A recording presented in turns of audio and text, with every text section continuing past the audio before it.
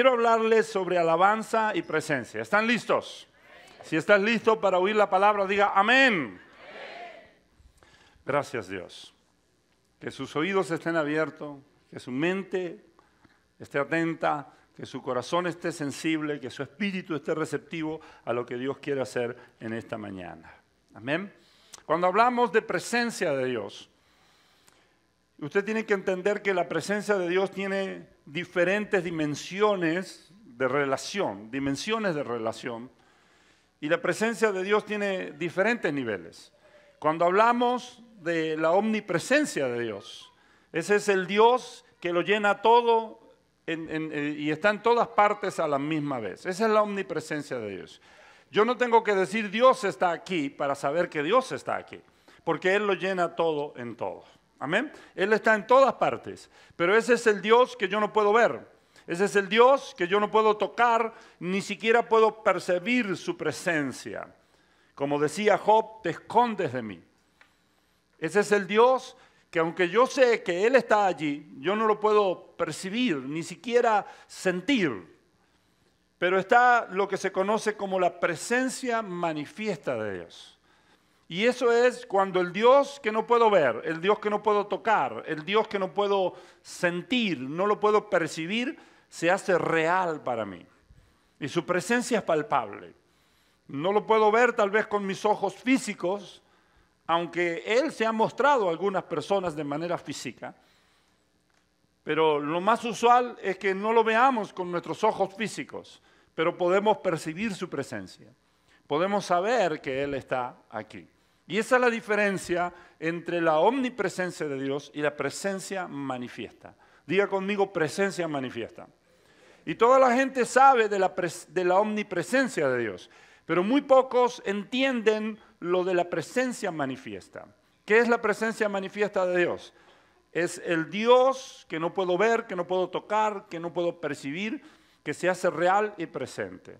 Y lo que hemos aprendido a través de las páginas de la Biblia, que Dios habita en todas partes, Dios lo llena todo en todo, pero Él escoge cuándo, cómo y dónde manifestarse.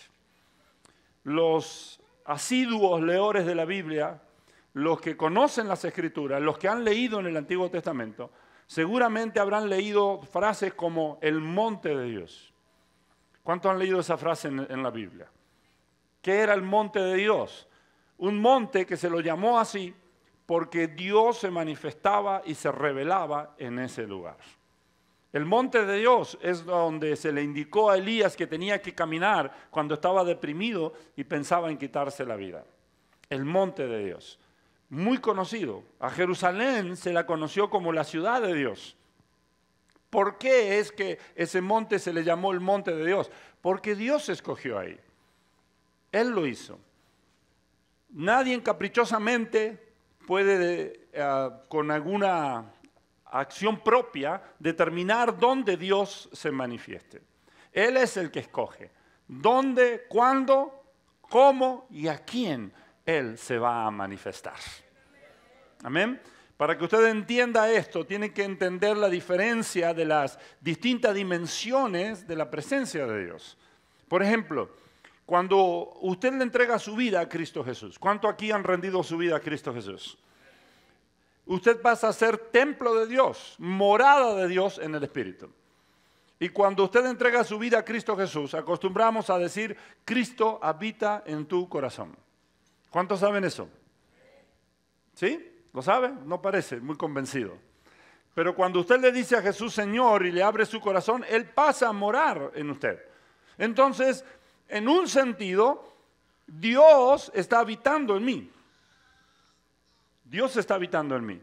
Cuando yo entrego mi vida a Cristo Jesús. Por eso decimos, Cristo está en tu corazón. Ahora, y si Dios está habitando en mí, ¿por qué cuando nos reunimos dos o tres, la Escritura dice, cuando dos o tres se reúnen en mi nombre, yo estoy allí en medio de ellos? ¿Cómo? Si Dios está conmigo, ¿cómo es que si Él está conmigo, cómo es que Él viene cuando me reúno con otros hermanos? Cuando estamos reunidos como ahora, como hermanos, como familia de Dios. ¿Cómo es eso? Son las dos cosas, no es ni una ni es la otra. Es un error pensar establecer un pensamiento de una o la otra. No es ni una ni la otra, son las dos. Dios está contigo y donde quiera que tú vayas, Dios va contigo, pero también Dios se presenta, se manifiesta donde 2 o 3 se reúnen en su nombre. ¿Eso qué significa, pastor? Significa que Dios está conmigo, pero cuando yo me reúno con los hermanos, Él viene con otra dimensión, con otro nivel de su presencia. ¿Amén? Y eso es lo que llamamos presencia manifiesta. ¿Amén? Por supuesto que la presencia manifiesta de Dios puede estar a sola en tu lugar secreto, en tu cuarto, pero esa es otra dimensión, no se puede comparar. Es por eso que siempre digo, no es lo mismo cuando algunas personas escogen quedarse en casa y ver la celebración en línea y se congregan en línea. No es lo mismo. Porque la presencia de Dios que está allí contigo no es la misma presencia que se manifiesta cuando su pueblo se reúne. Es otro rollo, es otra cosa, totalmente diferente. Y lo que trae transformación, lo que cambia, transforma, y lo que trae avance, lo que trae sanidad, restauración y liberación, es la presencia manifiesta de Dios. Lo que no ocurrió en toda una vida, un momento en su presencia, lo puede hacer posible. Es por eso que nosotros amamos la presencia de Dios. Y sabemos que Dios está, pero queremos que Él se haga presente, con su presencia manifiesta, de una manera real, palpable. Y se siente en el cuarto cuando Él entra. Y eso es una frase que hemos acuñado los que lo conocemos, los que sabemos, los que tenemos esa sensibilidad y los que amamos estar con Él. Cuando Él entra al cuarto sabemos. Cuando estamos aquí y su presencia está, lo podemos reconocer. Hay quienes no lo reconocen. Y la principal razón por qué no lo reconocen es porque muchas veces no está ese interés por barreras religiosas. Muchas veces no está ese interés por conceptos equivocados. Como ese concepto equivocado, muchas veces gente me ha dicho a mí, pastor, ¿por qué ustedes dicen que Dios está ahí, si Dios está en todas partes? Siempre que me dicen eso, yo sonrío y le digo, no entiendes nada, brother. Es verdad, Dios está en todas partes, pero su presencia manifiesta en medio de su pueblo. Wow, eso es otra cosa. Y nada se puede comparar a eso. No hay nada comparado a esa presencia cuando Él desciende, cuando Él viene y habita en medio de su pueblo. Amén. ¿Y qué tiene que ver la alabanza en esto? En el libro de Salmos, capítulo 23 y verso 2, nos dice, sin embargo, lo voy a leer primero de Nueva Traducción Viviente, luego lo vamos a leer de Reina Valera 1960, y dice, sin embargo, tú eres santo, hablando de Dios, estás entronizado en la alabanza de Israel. Note, entronizado en la alabanza de Israel. Reina Valera dice, tú eres santo, tú habitas en la alabanza de Israel. Israel es el pueblo de Dios. Es decir, que podemos decir que Dios es santo y que Él es entronizado en la alabanza de su pueblo. Y luego Reina Valera dice que Dios es santo y que Él habita en la alabanza de su pueblo. ¿Por qué una versión dice entronizado y la otra versión dice habita? Porque la palabra hebrea en su original da los dos sentidos. Es más, da un sentido mucho más amplio que estos dos significados. Es por eso incluso que otras versiones de la Biblia sobre el mismo versículo van a usar otro término para describir lo que es lo mismo. ¿Por qué? Porque cuando Dios trae su presencia manifiesta, donde está su presencia manifiesta, Él establece su trono. Él establece su soberanía, Él establece su poder. Por eso dice el versículo que estábamos viendo allí, Salmo 23, verso 2, si me lo puedes dejar ahí en la pantalla, dice, estás entronizado en la alabanza de tu pueblo. ¿Qué significa eso? que cuando el pueblo de Dios alaba, la presencia de Dios desciende y donde la presencia de Dios está, el reino de Dios es establecido. ¿Y qué es el reino de Dios establecido? Significa que ahí es donde Dios manda.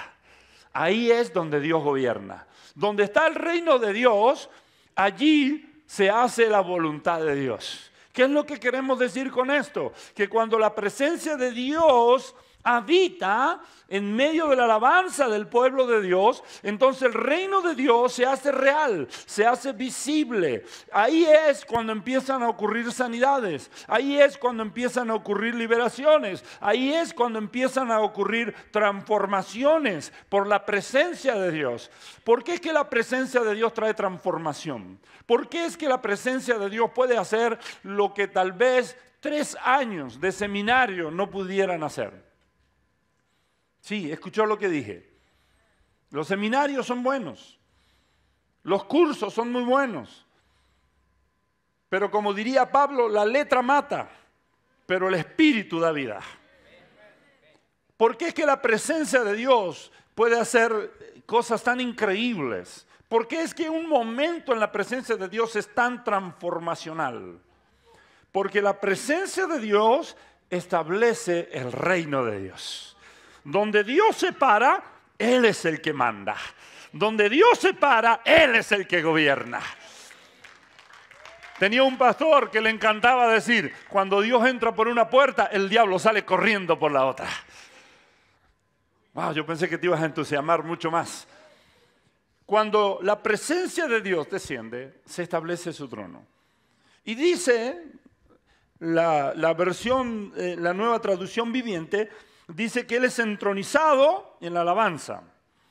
Y luego Reina Valera dice que Él habita en la alabanza. En otras palabras, la alabanza es importante porque la alabanza hace que Dios traiga su presencia. Cuando el pueblo se reúne a alabar, cuando el pueblo comienza a exaltar a Dios. Nunca me voy a olvidar de una experiencia.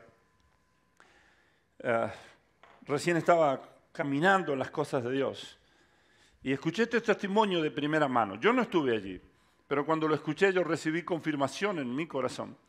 Lo creí y de hecho las personas que me lo estaban contando eran personas muy serias, personas que nunca jamás escuché una mentira de su boca, muy reales, muy genuinos.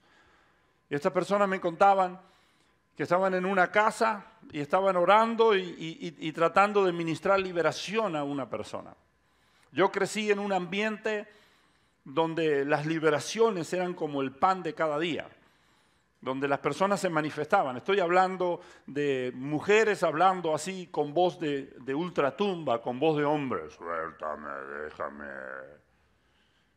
Y estoy siendo real. Estoy siendo real cuando le digo que he ido a orar a casas donde literalmente he visto chorrear sangre de las paredes, por ejemplo. Personas que se tiran al piso y se ponen como en 4 patas, como si fueran animales, los ojos rojos, desorbitados, dilatados los ojos, y hablando con una voz. Y he visto niños de 9, 10, 11, 12 años que 4 personas adultas no lo pueden tener por la fuerza que tiene ese niño endemoniado. Y en ese ambiente conocí a una familia que junto con un pastor estaban orando por alguien que estaba endemoniado. No estoy hablando de opresión, estoy hablando cuando ya el demonio toma control de la vida de una persona. Y estaban orando por esa persona y después de mucho tiempo de orar, el joven no era liberado, era un joven y no estaba siendo liberado. Y de repente un niño que había acompañado a una hermana, un niño de apenas como 7, 8 años, entra en el lugar y comienza a cantar un coro que se cantaba en ese tiempo. ¿Cuántos se acuerdan de los coritos? ¿Se acuerdan de aquella época, no? Algunos son bien viejos, porque se acuerdan, son bien viejos. Los coritos. Y un corito era un coro que se cantaba, así le decían corito, y se cantaba y decía: solo el poder de Dios puede sanar tu ser. Y seguía.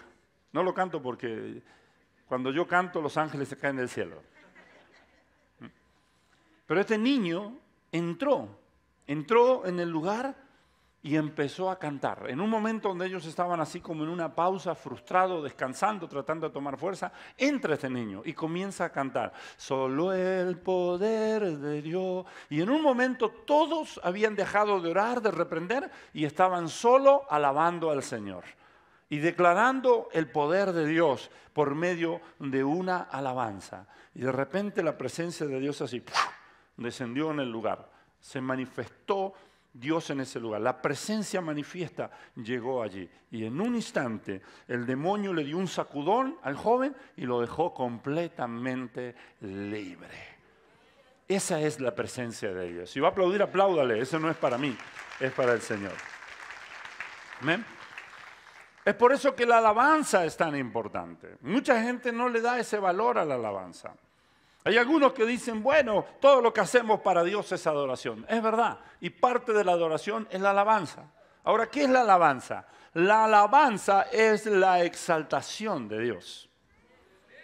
Amén. ¿Qué es alabanza? Voy a decirlo de nuevo. La alabanza es la exaltación de Dios. Alabanza es declarar la grandeza del carácter de Dios, las bondades de Dios, es declarar las obras de Dios. Cuando yo digo Dios es grande, lo estoy alabando. Y por supuesto que la alabanza se expresa mayormente con la música. Ahora, no siempre tiene que haber música. A veces simplemente puede ser a voz, nada más. Pero nosotros lo hacemos con instrumento porque tenemos la oportunidad y porque suena mucho mejor. Amén. Y porque Dios también usa la música de los instrumentos para establecer su presencia. No sé cuántos de aquí se acuerdan del rey Saúl, que en los últimos tiempos de su reinado, por su corazón rebelde, el rey Saúl tenía un espíritu inmundo que lo atormentaba. Es decir, de repente, era un demonio que venía así, lo visitaba y lo atormentaba al rey Saúl. Y todos sabían que era un espíritu inmundo que estaba sobre él, un mal espíritu. Y entonces alguien se acordó que había un jovencito llamado David, que tocaba el arpa muy bien y era un cantor de salmos y que le encantaba alabar al Señor. Y esta persona sugirió, ¿por qué no lo traemos? Que él cante, a ver si eso ayuda. Y la Escritura dice que cada vez que el rey era atormentado por ese espíritu inmundo, el rey David tomaba su arpa, su instrumento, estoy diciendo arpa, no sé qué instrumento usaría, tomaba su instrumento, digo arpa porque era el instrumento más usado en esa época, pero el rey David tomaba su instrumento y empezaba a tocar. Y no dice que necesariamente él dijera algunas palabras, simplemente él empezaba a tocar. Y el Espíritu de Dios se movía en esas notas que hacía el rey David por su corazón conectado con el cielo, y el espíritu malo que lo atormentaba al rey Saúl huía de parte de él. Y era completamente libre. Y este salmo dice claramente que Dios habita, es decir, Dios desciende. Y Dios entrona en la alabanza de su pueblo. Salmo 23, verso 2. Dios viene, desciende, manifiesta su presencia y Dios entrona, es decir, comienza a gobernar. ¿Cuántos quieren que Dios gobierne? Yo no sé usted, yo quiero que Dios gobierne, porque cuando Dios gobierna las cosas están bien. Cuando Dios gobierna hay bendición. Cuando Dios gobierna las cosas funcionan como tienen que funcionar. Déjeme decirle algo más. Algo que usted tiene que saber de Casa Río, su casa, su familia. Nosotros amamos la presencia de Dios. Y no queremos hacer nada si su presencia no está. Todo lo que hacemos es en función de su presencia. No venimos como religiosos a llenar un programa. No venimos simplemente a cumplir con una liturgia, un ritual. No, venimos a estar con Él. Y queremos no solo saber que Él está, sino queremos tener conciencia de que Él está y percibir lo que Él está. Por supuesto que sabemos que Él está, pero no nos conformamos con solo saber que Él está. ¿Cuántos enamorados hay aquí? A ver. Esposo, levante la mano porque le va a ir muy mal.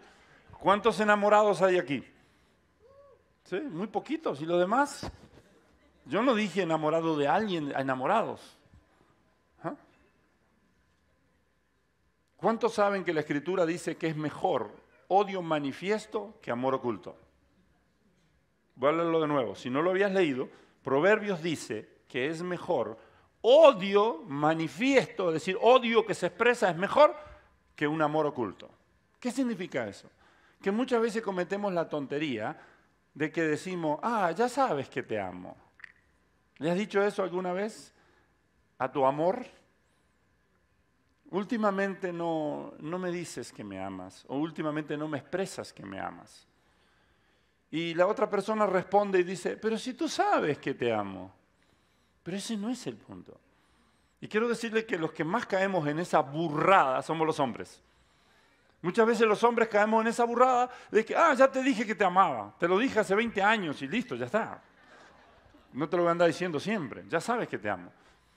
Pero no funciona así. El amor tiene que expresarse, el amor tiene que darse a conocer. No nos conformemos siempre, te amo y ya está. Es igual con su presencia. No te puedes conformar con que, yo sé que Dios está. No, yo quiero vivirlo. Yo quiero conmoverme en su presencia. Y sé que a algunos les va a incomodar esta palabra, pero yo quiero emocionarme en su presencia. Ahora, quiero que entiendas esto, porque algunos se han ido a un extremo y se paran en un extremo donde piensan que toda emoción es mala. No, por supuesto que lo que hacemos trasciende las emociones. Lo que hacemos es mucho más que emociones. Una emoción puede estar vacía de un contenido espiritual, pero hay emociones que están llenas de contenido espiritual, porque son emociones que vienen del Espíritu. Hello, ¿escuchó eso? No toda emoción está mal. Es por eso que nosotros cantamos con fuego en el corazón y con lágrimas en los ojos. Si yo tengo fuego en el corazón, estoy hablando de algo que es emocional, pero es espiritual primero y luego emocional. No es una emoción vacía, porque reconozcamos que te puedes emocionar vacío, tener una emoción. La música te puede emocionar, muchas cosas te pueden emocionar, pero una emoción vacía de una relación con Dios, una emoción vacía de su presencia, una emoción vacía del Espíritu Santo, no te llena, no te satisface. Es pan para hoy y hambre para mañana. Es simplemente eso, una emoción. Pero cuando lloramos en su presencia, cuando nos reímos en su presencia, cuando nos apasionamos y empezamos a saltar, empezamos a bailar en su presencia, es porque Él está allí y nos emociona que Él está allí. Yo no sé si tú te emocionas que Él esté allí, pero a mí no hay nada que me emocione más que Él esté allí. Amén. ¿Y sabe cuál ha sido una de mis oraciones? Señor, nunca dejes que llegue a un punto donde deje de emocionarme por tu presencia. Porque a veces podemos caer en eso del costumbrismo, ¿no? La costumbre. Y nos acostumbramos. Hay gente que no se emociona a venir a la iglesia porque se acostumbró. ¿Sabe qué significa eso? Permitió que lo común, que lo ordinario se le volviera una rutina vacía. Yo no sé cuántos años tienes tú congregándote. Yo ya tengo más de 30 años, para ser exacto, casi 40 años, congregándome todas las veces que puedo. Raro que una semana no me haya congregado. ¿Han habido? Sí, sí han habido, pero son pocas. Imagínate, casi 40 años congregándome, pero me he comprometido en mi corazón que nunca voy a permitir que lo que tiene que ver con Dios, lo santo, lo puro, lo que tiene que ver con Él, con la relación con Dios, se vuelva rutinario, vacío y sin sentido. Y le he dicho a Dios, el día que no me emocione por estar en tu presencia, el día que no me emocione, no permitas que lo haga. A mí me emociona estar aquí. Estoy hablando de una emoción espiritual. Me apasiona estar aquí ministrando su palabra. Y le he dicho a Dios, Dios, el día que ya no me emocione, el día que no sienta maripositas en el estómago, el día que no me ponga nervioso por ministrar tu palabra, por ser un vaso tuyo, un instrumento tuyo, por ministrar de tu corazón al corazón de la gente, Dios, no me permitas más que hable la palabra. Que sea algo rutinario, es decir, algo que hace usted como una rutina, una disciplina que usted ha adquirido y es su costumbre hacerlo, no significa que tiene que ser vacío sin vida. Oramos todos los días, pero si lo haces sin emoción, significa que lo haces por religiosidad. ¿Escuchaste lo que dije? ¿Cómo sé, pastor, si estoy cayendo en religión? Algunas veces solo pensamos en la religión oficial, pensamos en el Islam, pensamos en el Corán, pensamos en todas esas cosas como religión. Pero ¿sabías que dentro del cristianismo hay religiosidad? ¿Y cuándo soy un religioso? Cuando lo que hago es mecánico, cuando lo que hago es solo algo exterior que hago. Levanto la mano por costumbre y oro porque sé que tengo que hacerlo por costumbre, pero mi corazón no está allí. Y muchas cosas que hacemos como costumbre se nos pueden volver rutinarias y vacías. Se vale emocionarse en su presencia. Voy a decirlo de nuevo. Se vale emocionarse en su presencia. Es más, deberías emocionarte en tu presencia. Deberías apasionarte por su presencia. Y la alabanza, escuche esto, la alabanza abre las puertas, la alabanza prepara el ambiente, la alabanza es una invitación a que Él se presente. Es por eso que es tan importante alabarle. Es tan importante. Para nosotros es prioritario alabarle. Los grandes movimientos de avivamiento, los grandes movimientos de la presencia, siempre están incluidos con alabanza. Uno de los movimientos más fuertes que Dios ha levantado en este último tiempo es el movimiento de oración e intercesión profética. Y la oración e intercesión profética siempre está premiada por la alabanza. Es por eso que usted puede ver movimientos como los que hay en Dallas con Upper Room. Si va a Dallas, le aconsejo que vaya a Upper Room. Y cuando usted va a Dallas, a Upper Room, por ejemplo, siempre ellos tienen set de oración, pero todos los sets de oración que ellos tienen, siempre hay alguien que está alabando. Siempre hay alguien que está alabando. Siempre hay alguien que está alabando. ¿Por qué? Porque la alabanza lo invita a Él. Amén. Ahora, usted tiene que entender algo. Y yo sé que me estoy tomando bastante tiempo en esto y todavía tengo mucho hilo en el carretel. Pero tengo que decírtelo. Hay veces que intencionalmente tengo que ser repetitivo. Escucha esto. La alabanza no es porque Dios tenga un problema de baja estima y necesite que nosotros le digamos lo grande que es Él. Tampoco la alabanza es porque Dios tiene un problema de narcisismo y le gusta que le digan lo grandioso que es Él. No. La alabanza no es tanto para Dios, es más una bendición para nosotros. ¿Sabe por qué? Porque en todo lo que tú te enfocas se magnifica. Te lo voy a decir de nuevo. Todo en lo que tú te enfocas se magnifica. Por ejemplo, mira, para que tú entiendas esto. ¿Sabía que la Escritura dice que al triste y afligido no le cantes cantos melancólicos? ¿Por qué? Imagínate, te acabas de pelear con alguien que amas mucho y de repente viene alguien y dice, me dejaste tirado a la orilla del camino, abandonado. Me salió un tango. Mira. ¿Y qué hace usted cuando escucha una canción? Usted está triste y escucha una canción, imagínese, una canción de aquellas y usted dice, ¡ay! Y se pone en un mar de lágrimas. ¿Por qué? Porque en lo que usted se enfoca, se magnifica. ¿Y por qué Dios quiere que le alabemos? Porque cuando yo estoy alabándolo a Él, Él se hace grande y mis problemas se hacen pequeños. Cuando yo alabo la grandeza de mi Dios, entonces mi fe es impactada y yo creo que mis circunstancias pueden ser difíciles, pueden ser innegables, como dijo un predicador, pero son transformables. Cuando yo me enfoco en Él y le alabo, me doy cuenta que mi realidad puede ser terrible. No niego mi realidad, pero sé que Dios es más grande que mi realidad. Y cuando yo le alabo, Él se hace grande delante de mí. ¿Cuántos dicen gracias a Dios? Ahora, el Salmo 100, verso 4. Y quiero decirle que no hablamos esto con la profeta Araceli. La profeta Araceli leyó el Salmo 100.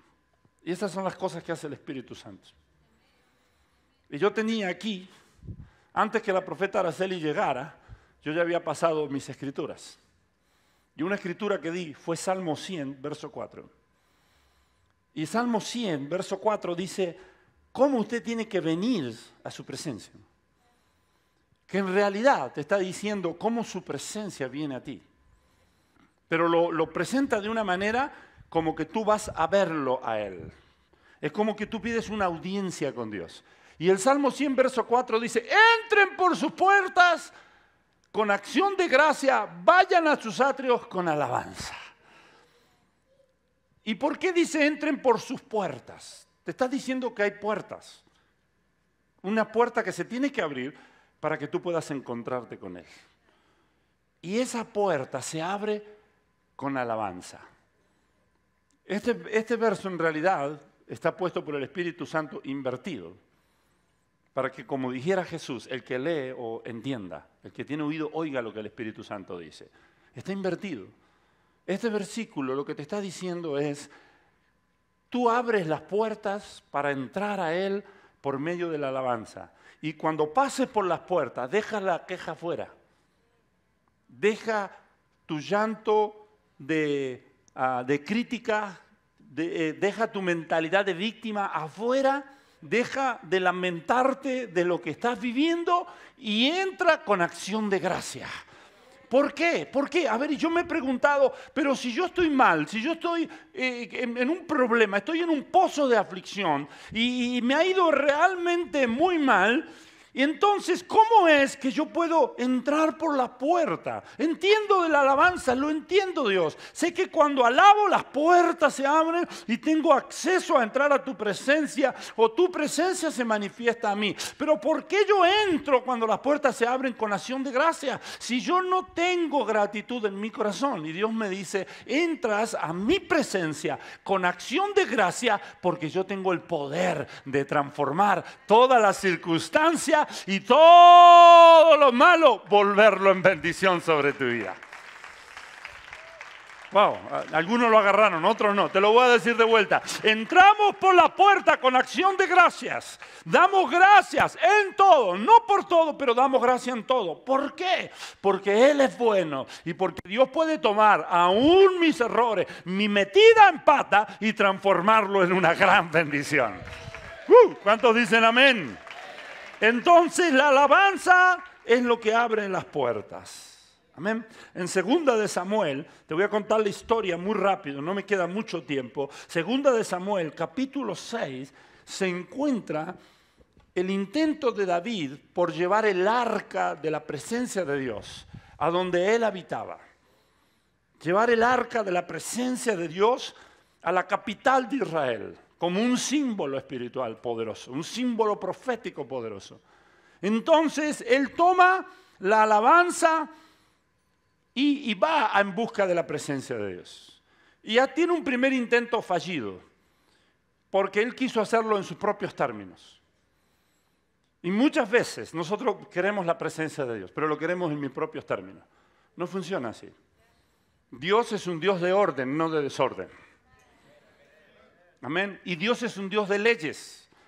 Los físicos que estudian el universo saben que el universo se sostiene con leyes que Dios ha establecido. Dios es un Dios de leyes. Y hay un protocolo establecido. Tú no puedes ir así nomás a su presencia. Y tú no puedes intentar manipular la presencia de Dios como tú quieres. Hay cosas que hacemos y ¿sabe lo que hace? Apaga la presencia de Dios. Dios se va. Dios se va.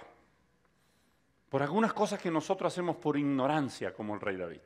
El rey David tuvo un primer intento para ir a buscar el arca y falló, fracasó, porque lo quiso hacer en sus propios términos. En tus propios términos no vas a lograr nada. Tienes que preguntar, ¿qué quiere Él? Una frase muy repetida para el ministerio de alabanza de Río, siempre se lo decimos. Yo creo que ya lo tengo aburrido con eso. Pero yo siempre insisto en decirle, muchacho, esto no se trata de nosotros, se trata de Él. No cantamos para la gente ni cantan para ustedes. Nosotros cantamos para agradarlo a Él. Se trata de Él, no de nosotros. El enfoque no somos nosotros. Una vez una persona se acercó y me dice, pastor, no me gustó esa alabanza. Y le dije, qué pena que no te haya gustado, pero no era para ti, era para el Señor. Es que no me gusta esa alabanza. Sí, pero no es para ti. Te guste a ti o no te guste. A mí hay muchas cosas que no me gustan, pero no son para mí, son para Él. Tiene que ver con Él, con sus términos. Entonces David, cuando hizo el primer intento y no pudo, se entristeció, porque David era un hombre de la presencia. ¿Hay gente de la presencia aquí? David, si algo amaba, era estar en su presencia. Y el arca del pacto representaba la presencia de Dios. Cuando fracasó la primera vez, David estuvo muy triste, estuvo muy preocupado. Pero David no era de los que se ponía a llorar en los rincones con mentalidad de víctima, pobrecito de mí, con mentalidad de derrota y ahí se quedaba. No, David sabía, acá algo estuvo mal y él se dedicó a investigar. Mientras él investigaba, escucha que el arca del pacto había sido llevado a la casa de Ben-Obed. Y ahí estaba el arca. Y cómo esa casa había sido bendecida y prosperada por la presencia de Dios. Y entonces de repente David está en las redes sociales y le aparece un video viral. Y ese video se trataba de cómo Dios había bendecido a Ben-Obed y cómo el arca del pacto en la casa de ese hombre lo había bendecido y prosperado. Y entonces el rey David dijo, tengo que ir de nuevo en busca del arca del pacto, el arca de la presencia de Dios. Y esta vez David se percató de hacerlo bien. ¿Cuántos aman la presencia de Dios? ¿Cuántos quieren más de Dios? Esta vez, percátate de hacerlo bien. Proponte en tu corazón, lo voy a hacer bien. He tenido fracaso como cristiano porque lo has hecho a tu manera. Aquí hay una dama que Dios le dice, han habido fracasos como cristiana porque lo has hecho a tu manera. Por ese lado. Por este lado también. Ha habido fracaso porque lo has hecho a tu manera. Pero cuando el rey David lo hizo a la manera de Dios, tuvo éxito. Fue a buscar el arca y lo hizo como Dios lo quería. Llevó a los levitas para que cantaran, alabaran, exaltaran al Señor. Y él se enteró de que el arca del pacto no se la podía poner arriba de un carro, por más nuevo, por más que sea un carro del año, por más que sea un Maserati, por más que sea una Ferrari, una Bugatti, no importa si es una nave espacial, Dios no quiere que ser cargado por instituciones o por nada que no sean los hombros de los hombres de Dios. Y David supo que el arca la tenía que traer cargando por las varas en los hombros de los hombres de Dios. Y fue por ella. Y cuando David regresaba contento, feliz con el arca, dice la palabra que se puso a alabar, a exaltar al Señor. Vaya conmigo, 2 de Samuel 6, verso 16. Y sucedió que cuando el arca del Señor llegó a la ciudad de David, y si lee los versos anteriores, y este mismo verso se lo va a decir, David venía alabando, saltando, bailando, celebrando en la presencia de Dios. Había un mover de alabanza poderoso. Un mover de alabanza poderoso. Y cuando el arca está entrando a la ciudad de David, Mical, la esposa del rey David, hija de Saúl, se asoma por la ventana de su castillo real. Ella no le interesó ir en busca de la presencia. Ella se quedó en la comodidad del palacio. Mical se quedó disfrutando de los favores y las bendiciones de Dios, pero no quiso ir por la presencia de Dios. El rey David sí fue por la presencia, pero ella no, se quedó allí. Y cuando se asoma por la ventana, dice que lo ve al rey David que estaba saltando, estaba bailando delante del Señor, y ella sintió un profundo desprecio por el rey David. Hay gente que no entiende. Y yo valoraría mucho más que si no entendiera, por lo menos se quedaran así, mire, calladito la boca, no dijera nada. Pero hay gente que no entiende y a lo tonto abre su boca y critica. Hay gente que dice, ¿para qué tanto brinco si el piso está parejo? Hay gente que dice, ¿qué es esa payasada? Porque no entienden el mover de la alabanza. No entienden eso. Mire, los que me conocen saben, yo jamás como pastor estaré en una oficina mientras el pueblo está reunido alabando. Jamás estaré allá atrás sentado, ni siquiera aquí adelante sentado. Soy el primero que pasa aún antes de pensar y me posiciono para alabar al Señor. Me deleita alabar a Dios. He sido invitado a lugares para predicar donde me dicen, pastor, no tiene que ir, el servicio empieza a X hora, pero no, usted va a predicar a tal hora, vaya faltando 15 minutos. Le digo, no, yo quiero estar ahí, quiero estar ahí. Y cuando llego a veces me quieren llevar a un cuarto y que ahí espere con un cafecito, aire acondicionado, tranquilo. Y le digo, no, yo quiero estar ahí. Y me dicen, ¿por qué quiero estar ahí? Porque quiero darle mi alabanza al Rey. Porque quiero alabarle al Rey. Porque yo entiendo lo que es la alabanza.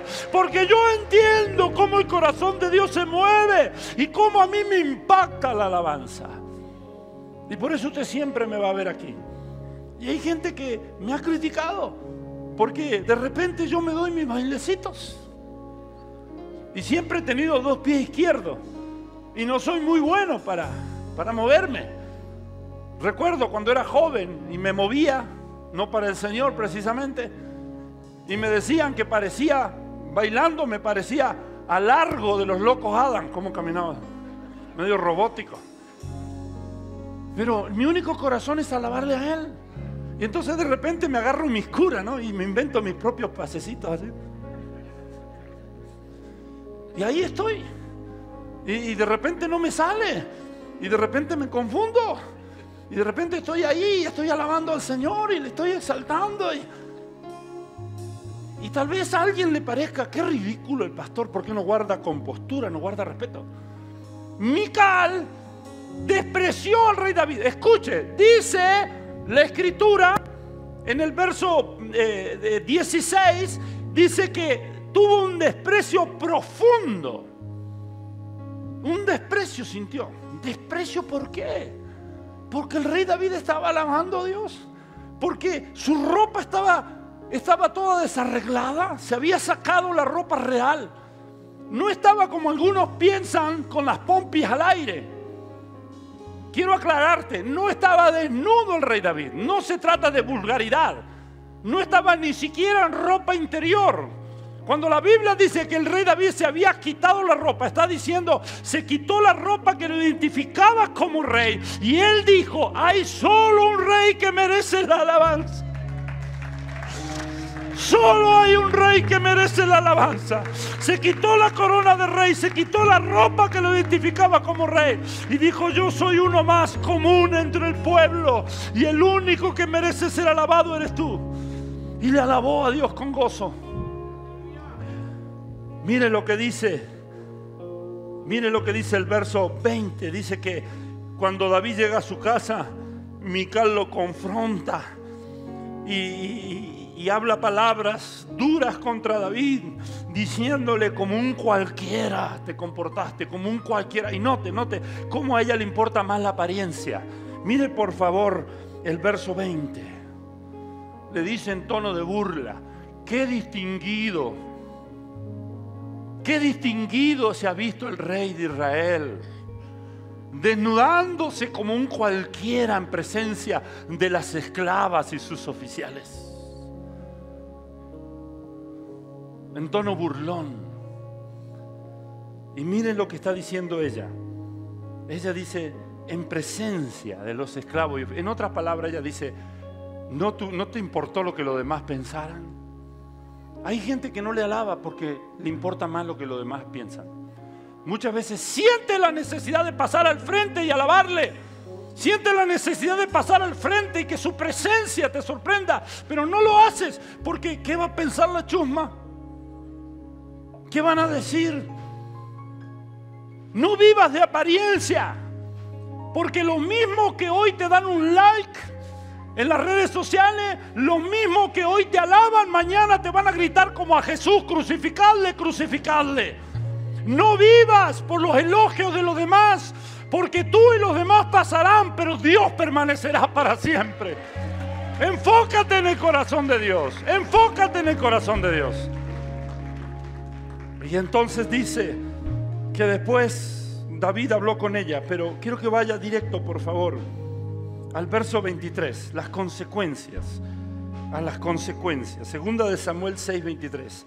Las consecuencias sobre Mical por haber hecho eso, ¿sabe cuál fue? Se volvió estéril. Se volvió completamente estéril. Dice que después de eso, Mical murió sin haber tenido hijo. ¿Por qué? Porque menospreció la alabanza a Dios.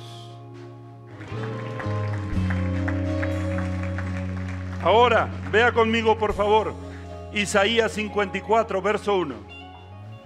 Mical se vuelve estéril porque menospreció la alabanza. Hay mucha esterilidad, hay muchas cosas que no se gestan, hay muchas cosas que no nacen, que no ocurren, simple y sencillamente porque no entendemos la alabanza que Dios merece y que yo tengo que darle. Isaías 54, verso 1 dice: tu mujer estéril, escuche, esterilidad, que nunca has dado a luz, escuche, grita de alegría. Tú que nunca tuviste dolores de parto, prorrumpe en canciones y grita con júbilo. ¿Por qué diría esto? ¿Por qué diría a la que es estéril grita? ¿Y por qué va a gritar? Porque cuando ella interrumpe en alabanza, la alabanza y la adoración a Dios gesta la bendición de Dios. Oh, algunos no lo entendieron, lo voy a decir de nuevo. La alabanza gesta. Es en la alabanza donde, en la presencia de Dios, donde nacen las bendiciones, los sueños más grandes. Es en su presencia. ¿Cuántos han leído el Salmo 84? ¿Cuántos lo han leído? Tengo que terminar, tengo otras escrituras más aquí, pero la voy a compartir el domingo que viene. Pero ¿cuántos han leído el Salmo 84? El Salmo 84 es un salmo donde habla de habitar en su presencia el rey David. ¿Y sabe qué dice en una parte del salmo? El rey David dice: escogería un día en tu presencia o en tu casa antes que 1000 fuera de ellos. Y él dice, escuche esto, está hablando de la presencia de Dios, está hablando de los atrios de Dios. Y él dice, escuche, él dice: aún el gorrión, la golondrina, haya lugar en tu casa donde haga nido y ponga sus huevos. Y yo no sé si tú te has preguntado qué tiene que ver eso con la presencia de Dios. Es que cuando el rey David está hablando de la presencia, entonces viene a él la imagen de que si algo se va a gestar, si se va a producir vida, si va a haber un nuevo nacimiento, si sueños se van a engendrar, si visiones se van a generar, es solo en su presencia. Por eso él se imagina a los gorriones, a la golondrina poniendo huevo en la casa de Dios. ¿Por qué? Porque solo en la casa de Dios, solo en la presencia de Dios se germina la vida. Solo la presencia de Dios es donde nacen sueños, donde nacen visiones, donde nace nueva bendición para nosotros. Y todo esto viene de la alabanza.